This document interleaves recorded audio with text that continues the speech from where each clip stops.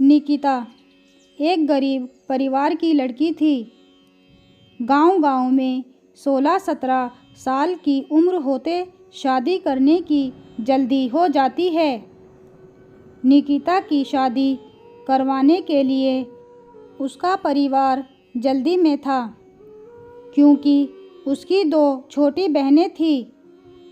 उसके पास भी शादी करने के अलावा कोई चारा नहीं था। वह दिखने में साधारण थी और घर के हालात भी दहेज देकर शादी करने के लिए अनुकूल नहीं थे, इसीलिए उसकी शादी जुड़ती नहीं थी। उसमें या गोत्र या कुंडली में कमी दिखाकर बहुत से रिश्ते मना कर देते थे। अंत में एक रिश्ता आया और उस लड़के ने उसे पसंद कर लिया।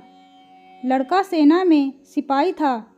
बुजुर्ग लोगों ने शादी करने पर नाराज़गी जताई और कहने लगे कि लड़का अपनी पत्नी को समय नहीं दे पाया और कल शहीद हो गया तो। पिता ने बेटी से पूछा।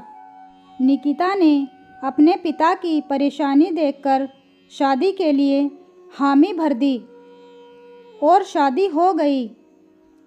निकिता अपने ससुराल चली गई। फिर कुछ दिन बाद पति ड्यूटी पर चला गया। निकिता अकेली रह गई। वह सोचने लगी कि घर बैठे बैठे क्या करना चाहिए। सास से पूछने के बाद ही वह पहली बार घर की सीढ़ियों से नीचे उतरी। यह गांव कैसा है, वह देखने गई थी। गांव बहुत बड़ा था। वहां उसे कोई नहीं पहचान सका।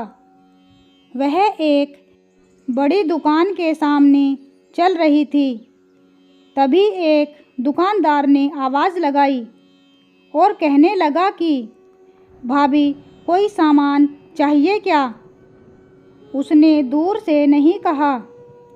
कुछ दूर पर एक किसान अपने खेत का कृषि सामान लेकर शहर की ओर जा रहा था। उस किसान ने निकिता को सलाम किया और पूछने लगा, भाभी आज यहाँ कहाँ?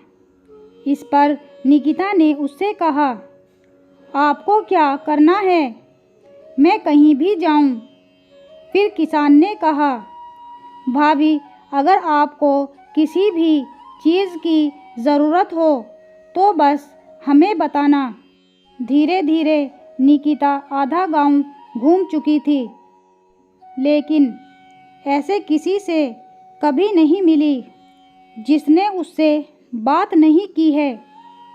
निकिता का सवाल था, इतने बड़े गांव में हमने कभी घर नहीं छोड़ा और किसी को जानते भी नहीं हैं, और फिर भी लोग मेरे साथ इतने प्यार से पेश आ रहे हैं और मुझे इतना सम्मान दे रहे हैं। हमारे गांव में कभी मैं पुरुषों से आंख भी नहीं मिला पाती थी। लोगों की ऐसी गंदी निगाहें देखकर मैंने उम्र में आने के बाद घर से बाहर निकलना बंद कर दिया था। लेकिन यहाँ स्थिति उतनी उल्टी कैसे? घर जाकर उसने अपने सास से पूछा। सास ने कहा, ओह, तुम एक फौजी की पत्नी हो, इसीलिए तुझे गांव में इतना सम्मान मिलता है जैसे मुझे माँ बनने से मिलती है। यह सुनकर निकिता की आंखों में खुशी के आंसू आ गए। उसका सीना गर्व से फूल गया। वह खुश थी कि उसने एक फौजी पति चुना था।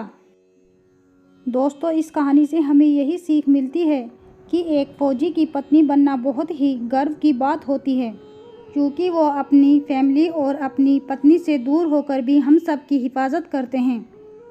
आशा करती हूँ आज की ये कहानी आपको ज़रूर पसंद आई होगी। अगर पसंद आई हो तो प्लीज़ हमें कमेंट करके ज़रूर बताएं कि आपको ये कहानी कैसी लगी। प्लीज़ हमारे चैनल को लाइक, शेयर एंड सब्सक्राइब भी ज़रूर कर दें और बेल आइकन को भी दबा दें ताकि आने वाली वीडियोज़ आप तक पहुँचती रहे। तो चलिए मिलते हैं नेक्स्ट वीडियो में, तब तक के लिए बाय बाय।